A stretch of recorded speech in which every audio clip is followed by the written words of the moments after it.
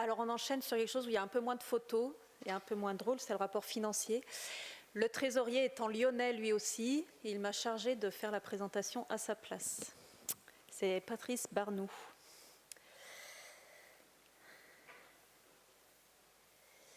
Donc on est du 1er octobre 2018 au 30 septembre 2019.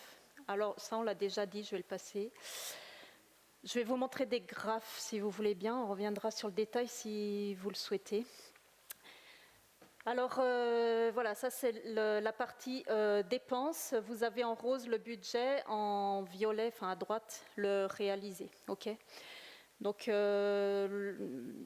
ça n'a pas d'ordre particulier de croissance ou de décroissance, comme vous le voyez. Hein. On va le prendre les uns après les autres. Le Technica, c'est le point fort de notre communication. Technica numérique, Technica papier.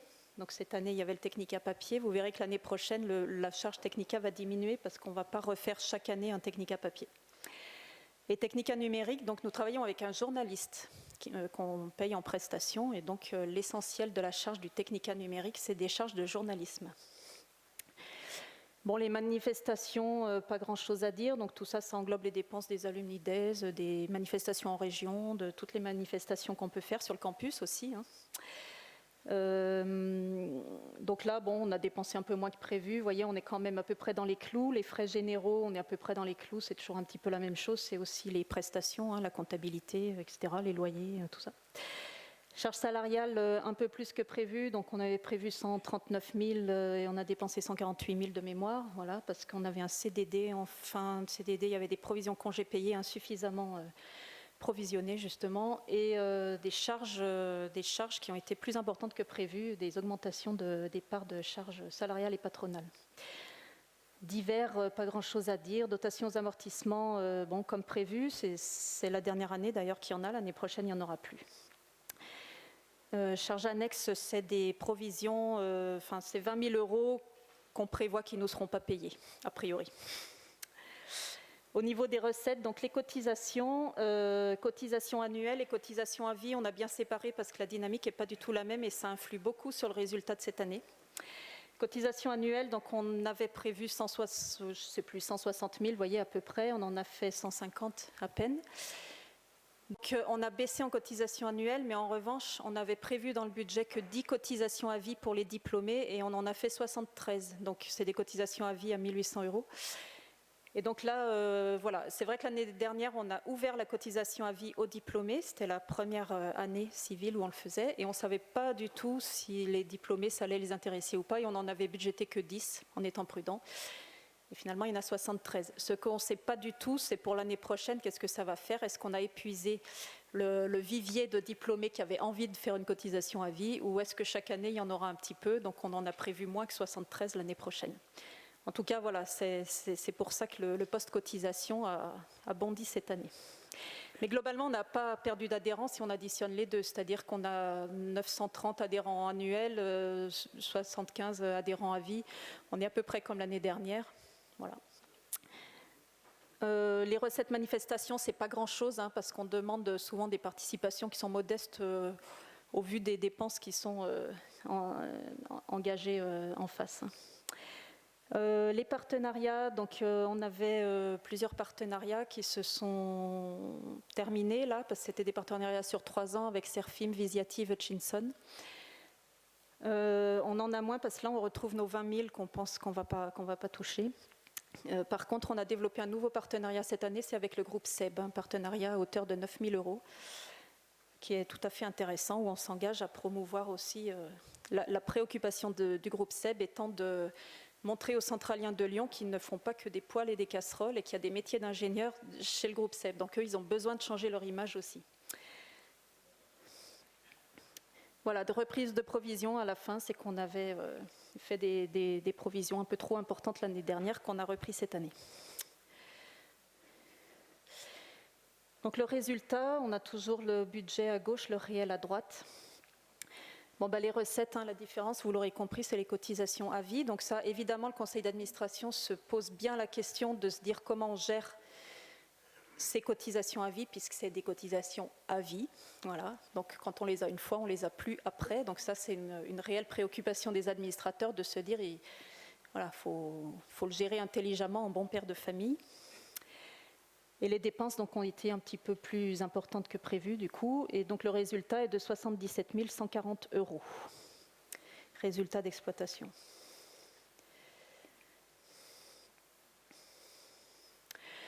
Le bilan, à droite vous avez le 2018, à gauche vous avez le 2019. Donc au niveau du passif, du coup les fonds associatifs ont augmenté de 214 000 à 291 000. Voilà, je vous laisse lire. Et puis la trésor, forcément on a de la trésorerie avec les cotisations à vie, que ce soit élèves diplômés, c'est encore une fois de la trésorerie à gérer intelligemment.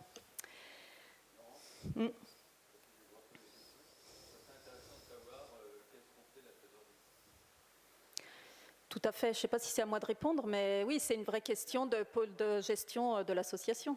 Pour l'instant, elle est placée au maximum, on a des comptes à terme, on a deux banques pour l'instant, mais ce n'est pas assez valorisé pour l'instant, on y travaille justement là. On a rendez-vous avec les banques la semaine prochaine. Mais c'est vrai qu'on a en permanence de la trésorerie placée, sur tous les comptes sont à peu près pleins.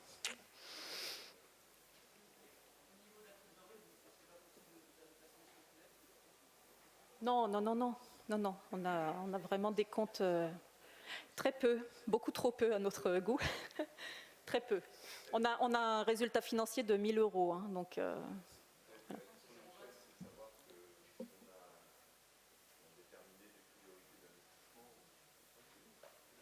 D'investissement, oui.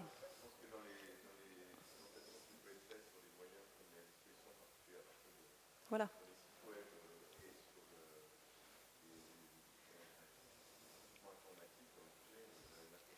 Voilà, ça, j'allais en parler dans le budget prévisionnel. C'est vrai que l'idée des administrateurs, moi, faut me dire si je ne reflète pas les principes du conseil d'administration, mais c'est du coup de profiter de cette bulle d'oxygène au niveau trésorerie pour investir dans de la visibilité de l'ACL, sur de la communication, sur du web, sur du digital, pour se faire connaître au plus grand nombre et auprès des élèves et aussi auprès des diplômés et aussi à l'international, que ceux qui sont à l'autre bout du monde ne se disent pas l'ACL c'est à Écully, c'est pas pour moi. Voilà, c'est vraiment le but qu'on soit le plus fédérateur possible et qu'on soit à portée de tout le monde en mettant en œuvre des dispositifs qui vont bien, y compris d'investir dans de la visioconférence, des choses qui soient pratiques pour se réunir à distance.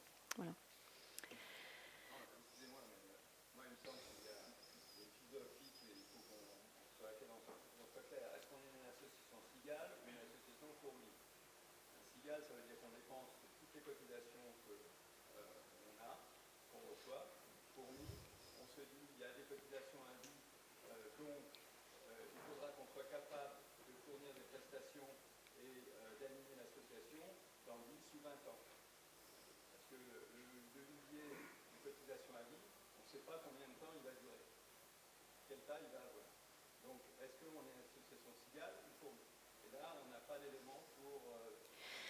Alors après ça, c'est vraiment une affaire de gestion politique et stratégique de l'association, je ne vais pas trop m'avancer. Ce qui est sûr, c'est que ce système, c'est effectivement une évolution du système économique qui part du constat que les adhésions annuelles, ça ne marche plus et dans aucune association. Enfin, je ne sais pas, on peut demander à Lille, le président est là. Voilà, il faut voir les choses en face. C'est un système économique qui ne marche plus très bien, qui est un peu vieillissant. Et du coup, d'où l'idée du conseil d'administration, il y a déjà 2 ans, de mettre en place cette cotisation à vie.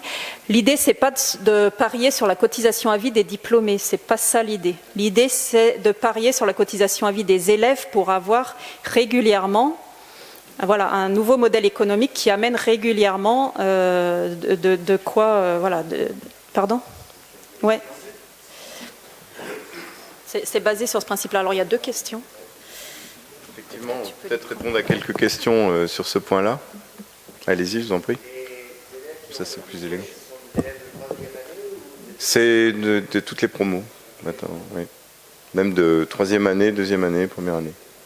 Alors, pour reprendre aussi la question de l'usage qu'on peut faire de cette ressource supplémentaire ou de ce revenu important, premièrement, vous avez compris que dans la gouvernance, ce qu'on souhaite surtout, c'est le faire d'une manière intelligente et contrôlée. C'est important de le souligner parce qu'on a des expériences passées récentes qui qui nous laisse à penser qu'on peut le faire d'une manière plus efficace et plus intelligente et plus contrôlée. Premièrement. Donc ça, c'est la logique de la gouvernance et des statuts qui font que on partage aussi les décisions et le pouvoir. Le deuxième point, vous l'avez aussi, j'espère, compris à travers la présentation que j'ai pu faire. Il y a un effort particulièrement important, je dirais, dans deux dimensions en termes de, je dirais, de ressources. Le premier, c'est des outils modernes, le site web à rénover, les outils informatiques à disposition des permanents pour que le travail soit plus efficace. Certaines analyses aussi dont on a besoin pour savoir vers qui relancer nos appels à cotisation soient plus dynamiques, plus efficaces, plus pertinents. Et puis enfin, aussi une ressource tout simplement en termes d'effectifs qui a été budgétée, donc le principe a été validé. Le recrutement n'est pas encore lancé. Il sera fait d'ailleurs avec une équipe qui regroupera des administrateurs qui vont donc valider le recrutement d'une personne dont le poste a été déterminé, qui est une personne qui a comme vocation à supporter nos actes de communication auprès de nos anciens, de notre réseau et aussi auprès des élèves sur le campus. De manière à ce qu'on puisse, je dirais, déléguer aussi un certain nombre de tâches qui aujourd'hui sont faites par les permanents, sans pour autant avoir de la disponibilité pour en faire d'autres. Voilà.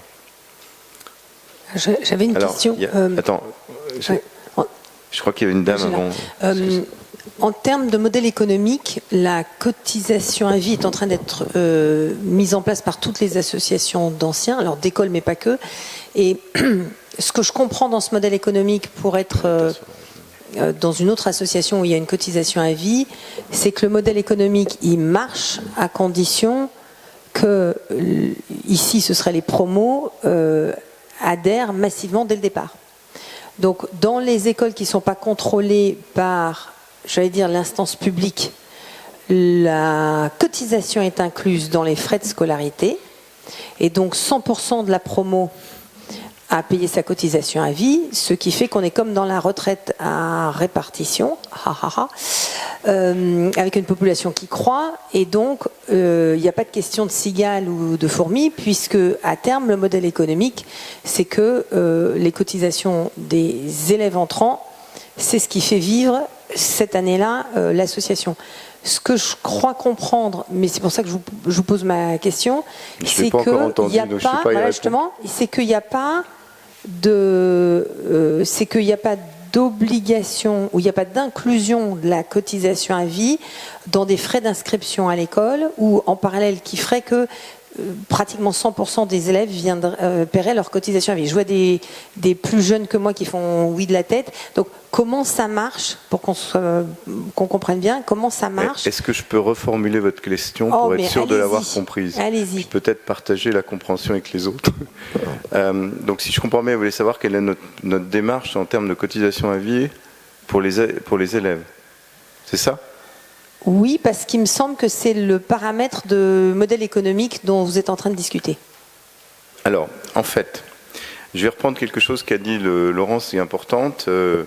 Effectivement, si on avait décidé que les générations futures d'étudiants qui demain sont nos diplômés ne sont pas celles sur lesquelles focaliser, on peut très bien imaginer laisser pérenniser le système qu'il est aujourd'hui, où on a une stabilité, voire une décroissance lente des cotisations. En gros, quelqu'un qui cotise continue à cotiser, tant mieux, assez longtemps, et je dirais d'une manière naturelle, sans pour autant qu'on lui demande pourquoi. Le problème, c'est que ces dernières, enfin disons, on va dire les 10 dernières promotions, pour faire quelque chose de concret, qui sont sortis de l'école, le taux de cotisation, c'est-à-dire les gens qui sortant de l'école, devenant diplômés, décident d'adhérer à l'association, était de moins de 3%. Donc sur 3 élèves, il y en a que, sur 100 élèves, il n'y en a que 3 qui disaient je vais adhérer à l'association. Et donc, je dirais qu'on a d'un côté à gérer finalement l'abondance par les gens qui demain ou tout d'un coup cotisent à vie, puis de l'autre, on a à gérer une mort certaine. J'avais l'habitude de dire, comme dans le Canard enchaîné, qu'on finirait par faire les conseils d'administration ou les assemblées générales dans des cabines téléphoniques. Donc voilà, donc comment fait-on pour s'assurer que, bon voilà, même plus ça n'existe plus, donc, Comment fait-on pour s'assurer que les nouvelles générations sont motivées à adhérer à l'association des anciens élèves? Une des orientations, c'est de dire, par définition, vous allez être ancien élève potentiellement avec ce qu'on a appelé la cotisation à vie. Donc la cotisation à vie, c'est un risque, effectivement, pour les diplômés, parce que peut-être que finalement, ils auraient payé 30 fois, si on dit 30 ans, 200 €, et tout d'un coup, ils vont payer beaucoup moins. Mais c'est une opportunité pour s'assurer, si on investit suffisamment sur notre visibilité, sur la nature de ce qui fait le réseau, sur la nature de la communauté et de son importance, c'est une opportunité de se tourner vers les élèves. Et donc ce que je vous disais tout à l'heure dans ma présentation, c'est que les promotions qui sont sur le campus, pour 100 élèves de promotion, il y en a déjà 12 qui ont cotisé à vie. Ces gens-là, il y en a donc 8 qu'on n'aurait jamais vus. Donc c'est un modèle économique qui en fait est vertueux, c'est-à-dire il assume que les anciens qui sont motivés à continuer à cotiser, on leur fait finalement une sorte de remise au bout-delà de 10 ans, ils n'auront plus à payer. Et puis on investit massivement sur ceux qui demain n'auraient pas cotisé du tout. Voilà. Oui, mais c'est...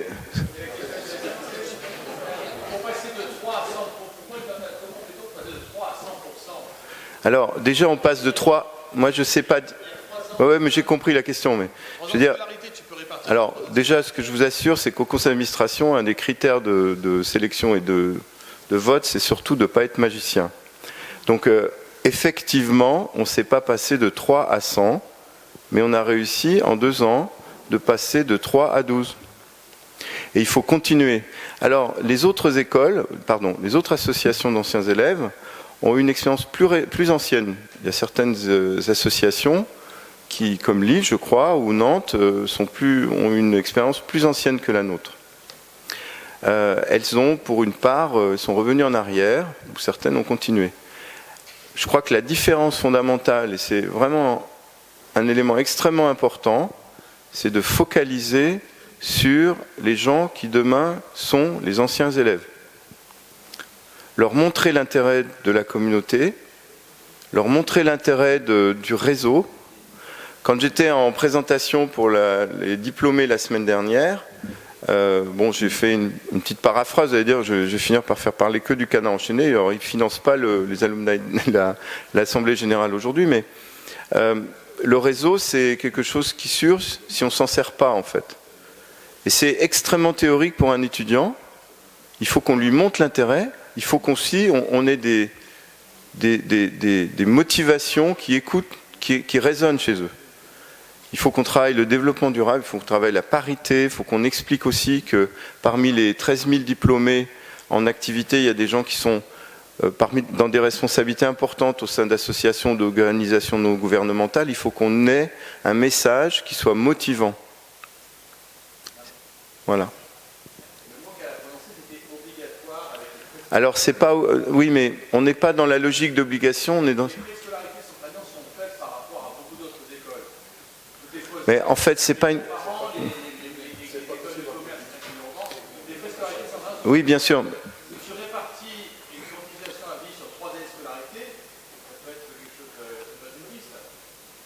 Il y a deux... Enfin, je pense que on ne donne pas une notion de valeur à l'adhésion, on donne une notion de valeur morale et aussi tangible. Tous les jours, on va dire plusieurs fois par mois, on reçoit un chèque ou un virement d'un élève de première, deuxième ou troisième année qui a décidé un beau matin de cotiser à vie. Parce que peut-être qu'il rentre dans un processus de césure, il se dit le tremplin à l'international, c'est extrêmement important, je vais mettre toutes les chances de mon côté et je vais me faire aider par l'association. Et ça, ce n'est accessible qu'aux cotisants à vie. Peut-être parce que finalement, il va rentrer dans la vie active, il se dit bon, c'est le moment, ou tout simplement, il s'est fait une opinion sur l'importance du réseau. Ou peut-être une manifestation, présentation qui l'aura motivé, et où on montre un visage dynamique, moteur, consensuel et efficace. Mais c'est donc pas des grandes campagnes à la rentrée de personnes. On a tous les mois des gens qui cotisent. Il faut être patient et pugnace et déterminé. Alors. Oui, pardon, là, Philippe, alors Philippe Le Gorgeux, moi je suis président de Centrale Lille Alumni. Là, j'ai un comeback, j'étais pendant de nombreuses années aux manettes de l'association, avec bien sûr beaucoup de travail avec Centrale Lyon et les autres associations. Je vais vous faire deux commentaires sur les cotisations à vie. Alors, il y a 5-6 ans, il y a eu une volonté de Centrale Lille Alumni de faire une cotisation à vie pour les étudiants, avec un marketing forcé, trop forcé. Donc je rejoins ce qu'a dit Philippe, et ça a bien marché la première année, puis après ça s'est écroulé. Ça s'est divisé par deux, je sais pas, on a peut-être eu 100 étudiants, puis 50, puis 25, etc. Et en arrêtant la politique de montée progressive à l'adhésion aux jeunes étudiants. Donc à mon avis, il faut faire un mix au départ, c'est-à-dire faire l'un et l'autre, parce que nous, on s'en mord les doigts. Et effectivement, après, il y a un danger, parce que dans les équilibres financiers, tout est basculé, parce qu'on a une sorte de manne financière qui arrive, et bien sûr, il faut mettre ça non pas en dépenses de fonctionnement, mais en dépenses d'investissement pour le futur. Effectivement. Bon, même s'il faut faire rajouter un peu d'huile là dans le moteur pour faire le fonctionnement un peu plus facile. Donc je pense qu'il faut être extrêmement prudent là-dessus, et je pense qu'on va revenir là-dessus, parce que pour nous c'est un enjeu maximum. Et pour vous dire, là, bon, je regardais les chiffres, hein, c'est à peu près la même chose. On risque de faire, nous, des pertes très significatives l'année prochaine. Je vous le fais court. Hein. Bon. C'est pas, on a de l'argent prêté? Non, je rigole. Non, alors, j'ai du cash, j'ai beaucoup de cash, j'ai pas mal de cash, sauf que le cash, il appartient pas au fonctionnement. Ah bah ça.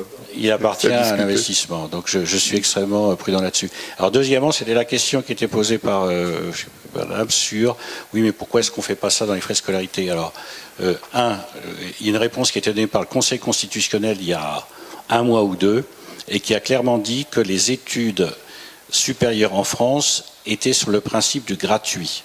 Je parle des études publiques, hein. Donc on fait partie plus ou moins de ce et donc on doit avoir des frais de scolarité raisonnables. Je signale que les écoles centrales, dont Paris avait très sensiblement augmenté leurs frais, ils sont à risque juridique là-dessus maintenant. Hein. Donc c'est pas du tout évident qu'il n'y ait pas un petit peu de volonté du gouvernement. Bon, je ne sais pas s'ils vont les pousser à... Bon, donc on peut pas, hein, juridiquement. Donc il faut arriver, et je pense que Philippe a une bonne stratégie de ce côté-là. Il faut faire un mix, c'est-à-dire ceux qui peuvent, ils prennent avis, tant mieux, mais attention à la manne financière qui tombe. Il faut fidéliser les gens au maximum avec des services. Et maintenant, les amicales, les associations amicales s'appelaient amicales d'anciens. Bon, maintenant, c'est plus ça. Les gens veulent des choses pour leur carrière. Point, c'est tout. D'autres questions? Parce que c'est un point extrêmement important, oui, je pense. J'ai une question. Il y a dans la trésorerie une partie assez importante qui est liée à la vente d'un bien immobilier il y a 2 ans, un patrimoine immobilier que possédait l'association.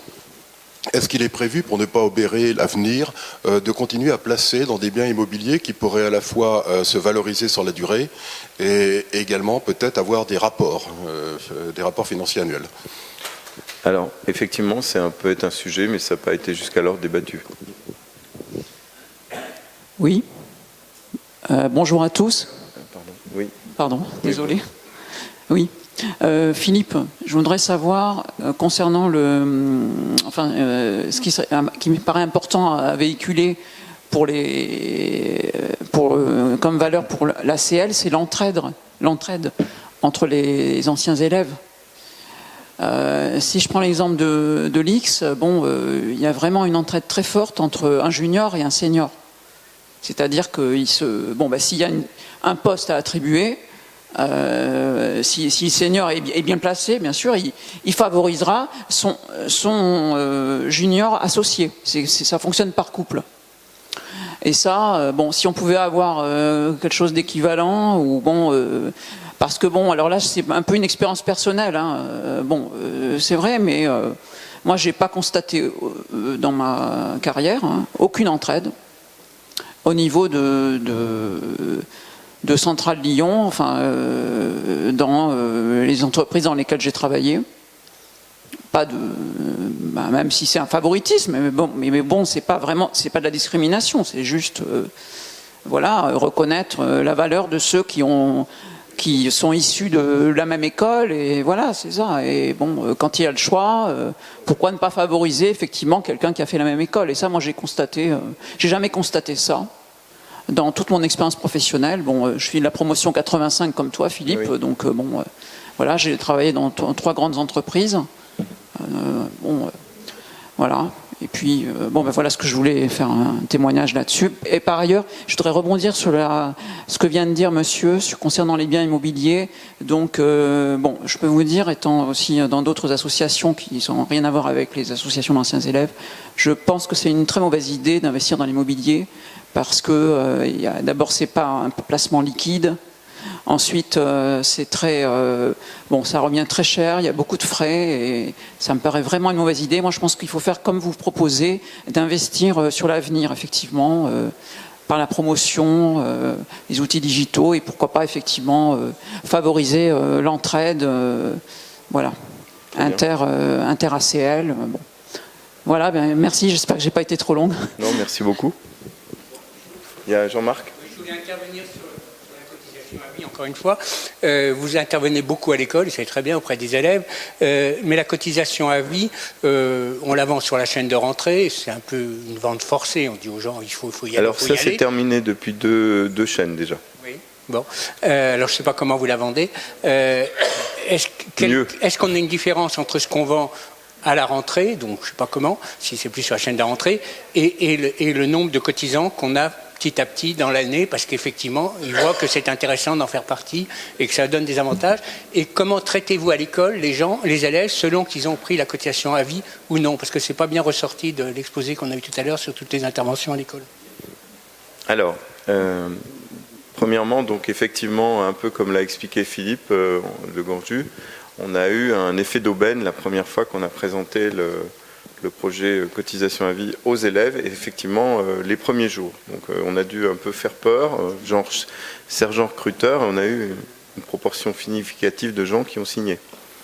À l'usage, c'est probablement la très mauvaise méthode, parce que finalement, ça fait un peu tendre la main à l'entrée justement du cursus. Donc on a complètement changé la démarche. Effectivement, les chaînes de rentrée, on parle d'une manière générale de l'association. On essaie vraiment de mettre au maximum en avant les services ou les solutions, et puis aussi la logique de communauté, de réseau, d'entraide qu'on peut, enfin, donner des perspectives court terme aux élèves pour leur montrer qu'ils peuvent avoir besoin de l'association des anciens élèves, autrement que, je sais pas, pour élaborer un CV ou pour leur demander s'ils peuvent financer un after quelque part. Et donc, à l'usage, ça fait son chemin, et puis la communication régulière sur le campus, des actions aussi intéressantes qui peuvent motiver les gens, finissent par avoir des résultats. Donc, effectivement, il vaut mieux éviter d'être trop, on va dire, pushy au départ. Voilà. La deuxième question, je ne m'en souviens plus, désolé.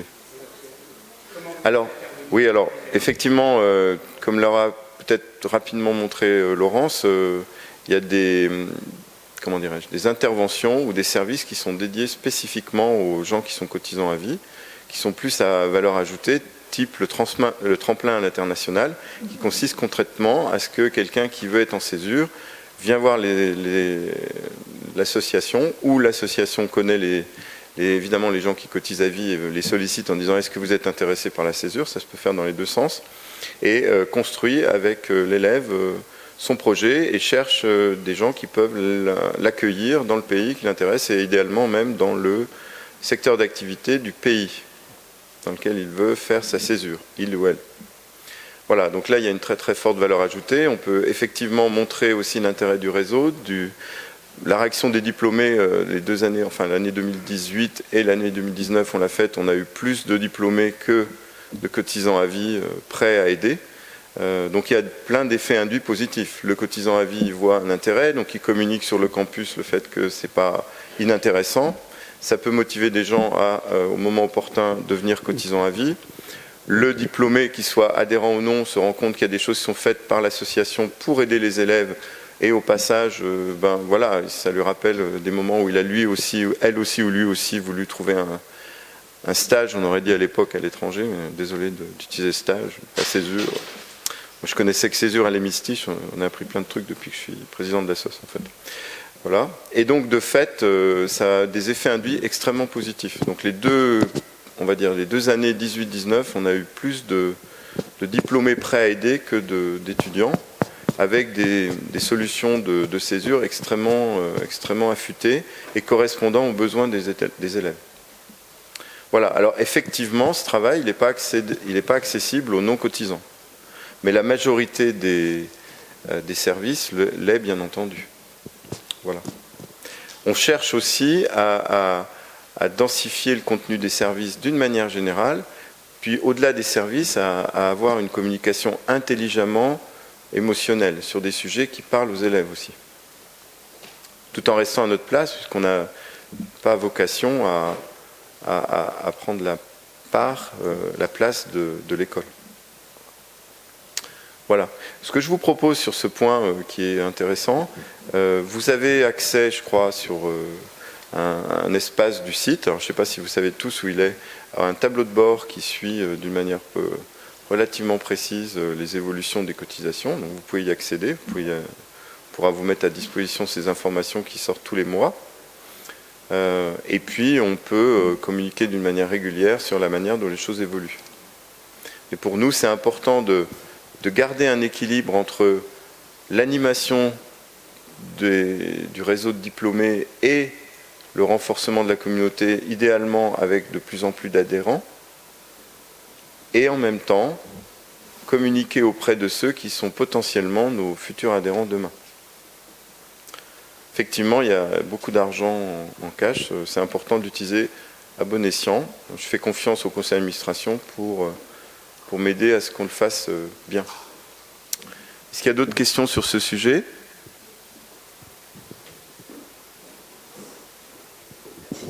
C'est plus une suggestion qu'une question. J'ai passé 30 ans à l'étranger et quelquefois, je me suis souvenu de Centrale Lyon et je me suis inscrit. Et sur un des annuaires que j'ai retrouvé à la maison, quand je suis rentré en France, il y avait mon adresse en Thaïlande et mon job en Corée. Et j'ai gardé pendant 30 ans la même adresse et je ne recevais jamais rien de Centrale Lyon. Je suis aussi un ancien de M Lyon.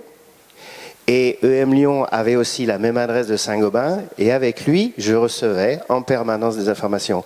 Je pense que un des nœuds de la question, c'est ça, c'est comment vous tracez.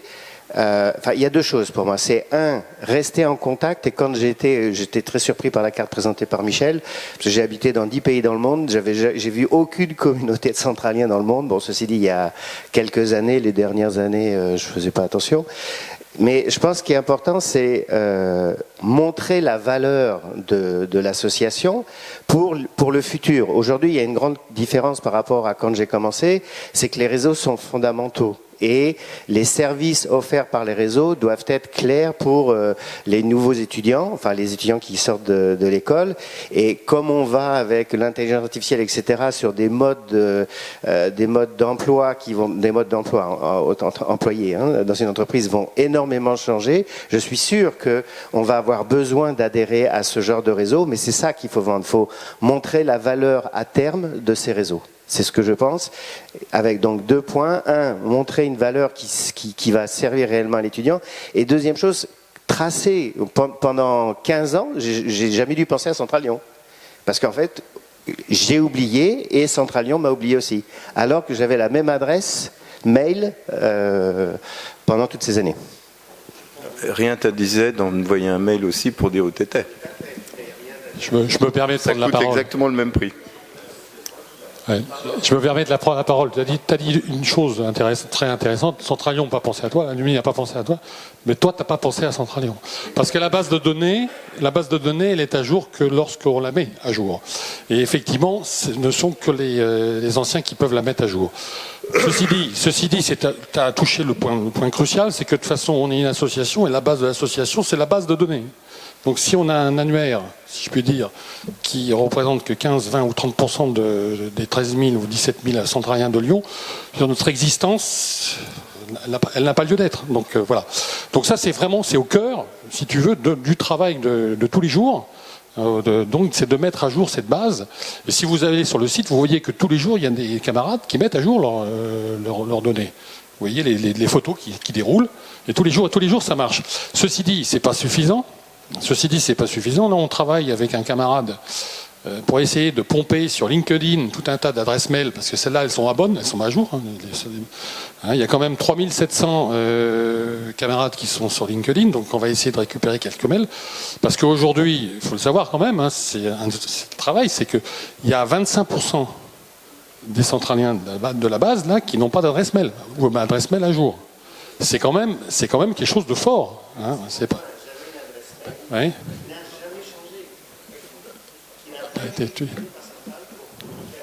Oui, bon, ça c'est le passé. C'est nous, on se projette dans le futur. Excusez-moi, je voudrais savoir combien de temps on dispose encore, s'il vous plaît. On doit finir à 15h30. Bon, il est 15h29, non? D'accord. Alors, je te passe la parole. Non, mais j'ai aucune idée, c'est une blague. Hein. Non, c'est moi qui ai l'idée, 15h30. Ah bon, bah voilà. Je prends une dernière question, s'il vous plaît, puis j'essaie de faire une synthèse. J'aurais une autre question sur les comptes.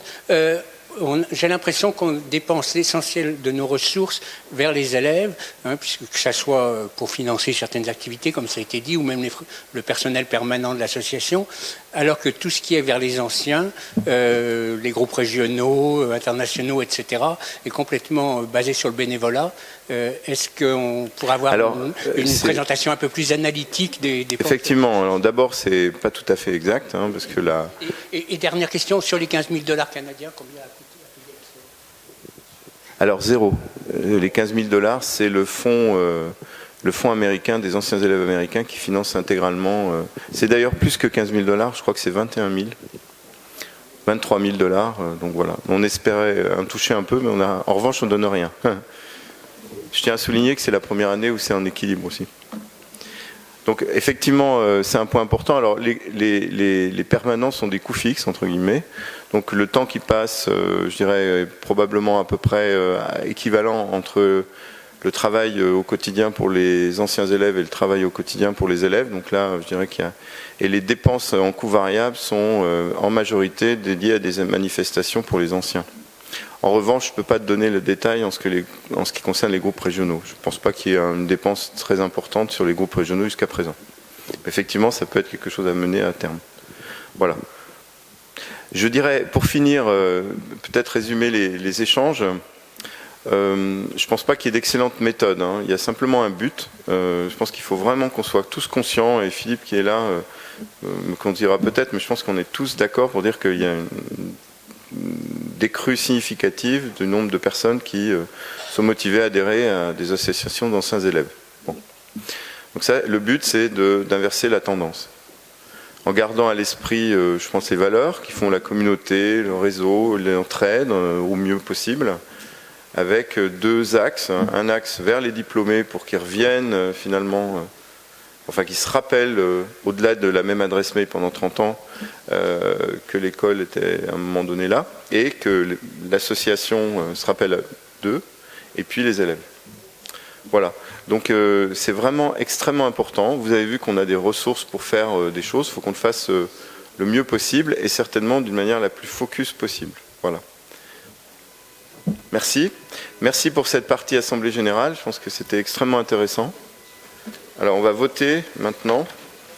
Attends. Ah oui, le budget. Excuse-moi. Comme j'ai pu regarder le truc. Bon, je vais continuer. Alors. Waouh. Bon. Non, mais je vais me débrouiller.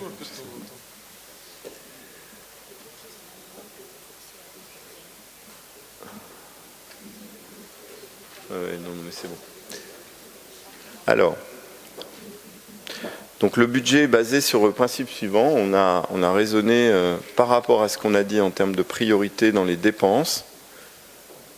vous avez compris sur le premier surligné jaune dans les coûts, c'est le fait qu'on n'a pas cette année, en 2020, on ne prévoit pas de recommencer un Technica Prestige hors série. On a considéré, sous le contrôle de François, qu'on pouvait assumer pour au moins 2 ans ce collector. Ça exclut absolument pas une réimpression, évidemment.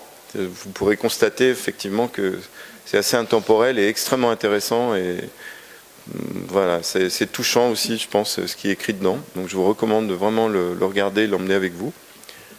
On a expliqué... Oui, pardon. Si je me permets juste d'ajouter une chose. Sur la première partie de Technica, on décrit très en détail les missions de l'ACL et ce que fait l'ACL au quotidien. Dans cette première partie, si vous avez des idées pour améliorer ce que fait l'ACL, il est urgent de nous le dire, parce que là, on a collecté tout ce qu'on faisait. Laurence a fait un gros boulot pour essayer de synthétiser tout ce que faisait l'ACL. Mais si vous avez des idées en disant « j'aimerais bien que l'ACL fasse ceci ou pas », écrivez-nous, dites-nous ce dont vous avez envie. Je reviens sur ce que disait Dominique en disant « aujourd'hui, le monde a changé, donc les anciens, ils attendent autre chose qu'une association qui a 40 ans. Si ce que vous trouvez dans Technica, après l'avoir lu, ne correspond pas complètement à vos attentes, enrichissons ce Technica et plutôt le contenu de l'ACL, de ses activités, de ses options. » Voilà. Effectivement, merci de l'intervention.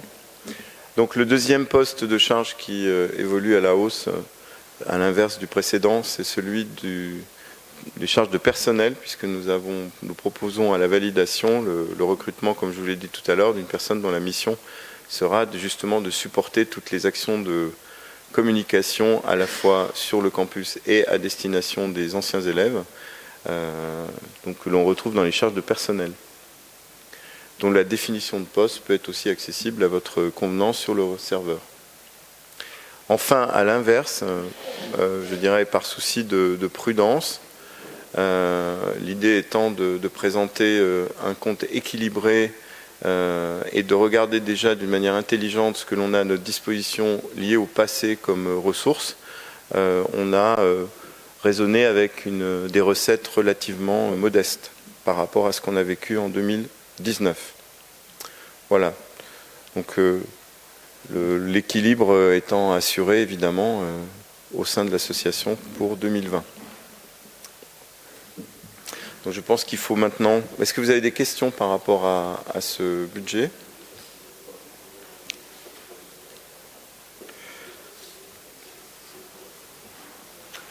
Alors...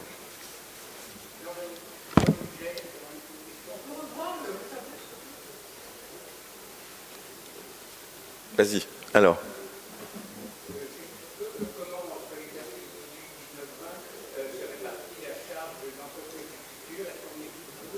Alors, on a soldé en 2019 l'aventure Entreprise du futur.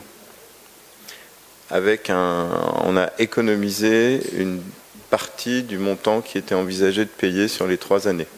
Donc on n'est plus adhérent. Ça nous a coûté 70 000 €. Parce que le conseil d'administration, au sein du conseil d'administration, on a échangé sur l'intérêt objectif et en termes de destination de cette adhésion à vie à Entreprise du futur. Et on a acté que c'était probablement une mauvaise idée, donc on a fait en sorte au maximum d'en sortir d'une manière la moins coûteuse possible, sachant qu'on avait un contrat qui, en théorie, nous obligeait à tout payer. Parce que la démarche Entreprise du futur par rapport à ce qui était proposé contractuellement était en complet déphasage, en particulier la visibilité qui était proposée, enfin disons vendue, n'était pas celle que concrètement on vivait. Et malgré toutes les propositions qu'ont pu faire 2 membres du conseil d'administration qui ont été chargés en 2019 d'être le contact d'Entreprise du futur, donc Sophie qui est là-bas, et William Piedfort qui n'est pas là aujourd'hui, ils ont convenu que l'ensemble des propositions faites n'étaient pas vraiment écoutées par Entreprise du futur, donc on était juste une sorte de mécène. Voilà.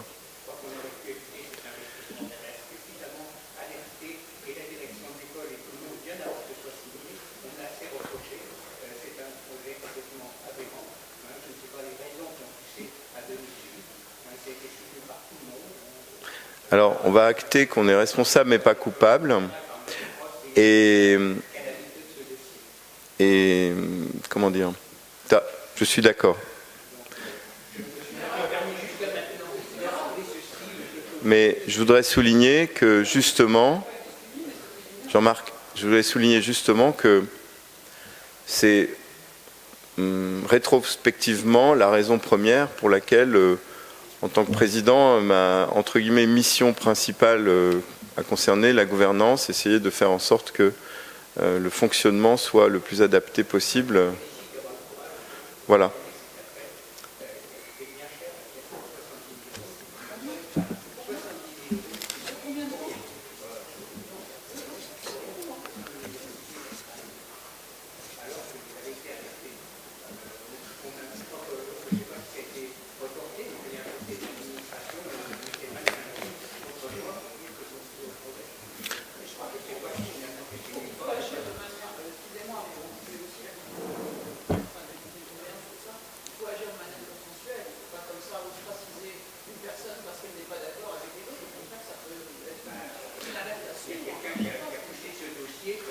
Jean-Marc sait qu'il n'est pas forcément d'accord.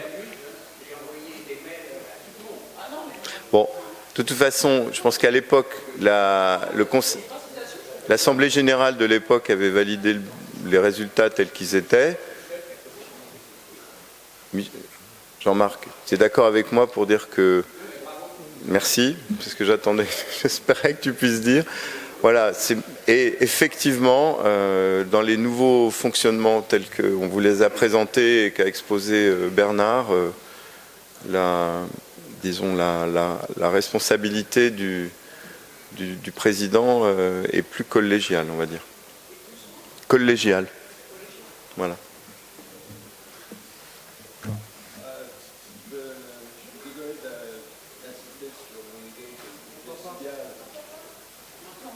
Alors, Il me semble que, comme je l'ai indiqué plus tôt, le budget qu'on nous présente, c'est un budget SIAL, pas un budget produit.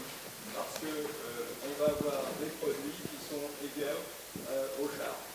Il n'y a pas de réserve prévue du fait qu'on aura des cotisations à vie. Alors, je pense que c'est exactement le contraire, justement. C'est que dans la consommation des moyens qui sont à notre disposition grâce à 2019, l'usage qui en est fait est d'une précaution significative puisque on ne dépassera pas les recettes de l'année 2020 qui sont plutôt, elles, en retrait par rapport à ce qu'on a vécu en 2019. Inversement, si on avait été dans une logique en disant renouvelons ce qu'on a fait en 2019, je pense qu'on aurait été effectivement moins prudent et à risque par rapport au vote que vous êtes amené à faire. Est-ce qu'on peut passer au vote des résolutions? Vous avez bien entendu tout loisir de décider de ce que vous voulez voter. Alors, premier point, les comptes de l'année écoulée. J'ai demandé à l'Assemblée générale de voter ou non les comptes annuels. Qui est contre? Qui s'abstient? Merci. L'Assemblée générale donne quitus ou non de sa gestion au conseil d'administration pour l'année 2019. Qui est contre? Qui s'abstient? Merci. Alors, l'Assemblée générale constate le résultat et décide de son affectation. Ça nécessite de ma part un petit exercice. Voilà, donc vous avez un résultat de l'excédent de l'exercice de 70 000 €. Il y a une partie qui doit être de manière statutaire affectée à la caisse de secours. Donc je propose à l'Assemblée générale de voter sur cette répartition du résultat. Les 70 000 € pour 5 000 € en caisse de secours et le solde au fonds de réserve. Qui est contre? Qui s'abstient? Merci. Donc nous allons passer maintenant au dernier point. Vous savez qu'il y a donc un certain nombre de nos camarades qui sont au conseil d'administration et qui donc ou bien ont démissionné comme Pascal Arroir, mais qui de toute façon avaient son mandat qui se terminait, ou bien ont leur mandat qui se termine. Alors avant de dévoiler, parce que comme vous, je ne sais pas qui est aujourd'hui fait partie des 5 nouveaux conseillers qui ont été élus, je voulais en profiter pour remercier. Alors, je crois qu'il y a Romain, finalement, des personnes qui vont partir de l'association qui est là. Donc moi, j'ai apprécié le travail avec les 5 personnes. Et j'espère qu'on aura l'occasion d'abord de vous voir le plus souvent possible dans toutes les manifestations qu'on met en place. Je ne désespère pas que vous continuiez évidemment à payer votre cotisation. Je soumettrai à Michel, qui s'occupe des groupes régionaux, l'intérêt que ça peut apporter que vous cotisiez à vie. Voilà, je lui laisserai cette responsabilité. Mais en tout cas, merci beaucoup pour tout ce que vous avez fait pour l'association et j'espère qu'on vous verra vite. Farewell. Voilà. Je voudrais qu'on vous applaudisse.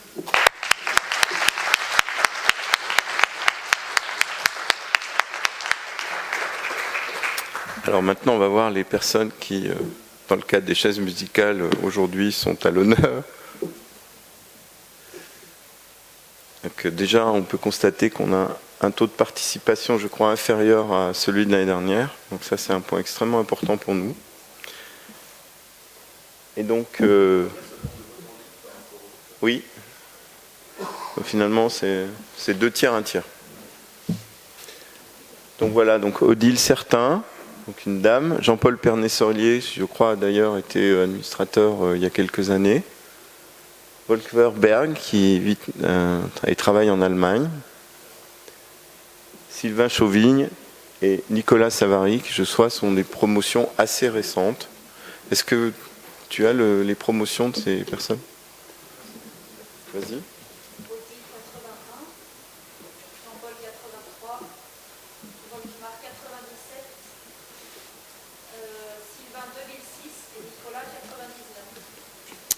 Voilà, donc voilà les nouveaux administrateurs. Et donc, ainsi se termine notre Assemblée Générale. Je vous remercie pour la participation. Ah oui, pardon, excusez-moi. Il faut voter le vote. C'est ça. Donc, on va constater ensemble ce qui est écrit. Donc, tout le monde constate. Est-ce qu'il y a des gens qui ne constatent pas ? Est-ce qu'il y a des gens qui s'abstiennent sur le constat? C'est parfait, tout le monde constate. Je vois que tout le monde a le même ophtalmo de qualité. Merci à vous.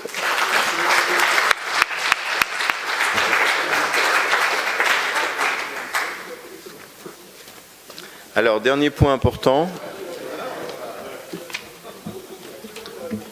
Il faut que tu me préviennes.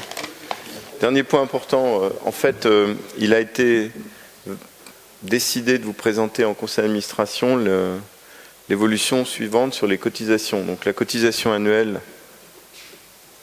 inchangée ainsi que la cotisation à vie élève. La seule évolution par rapport à ce que vous connaissez, c'est le fait qu'on propose une option réduite pour, comme l'a expliqué Laurence dans une présentation, pour les boursiers en cotisation à vie. Voilà. La cotisation réduite annuelle, ça correspond à quoi? Jeune promo et retraité. Voilà. Voilà, c'est soit les gens anciens, soit récents. Donc, est-ce qu'on maintient cette grille de tarifs? Alors, qui est contre? Qui s'abstient? Alors, qui est-ce qui a cotisé à vie dans la salle? Voilà. Ouais, rendez-vous l'année prochaine pour avoir trop de mains à compter. D'accord? Merci à tous.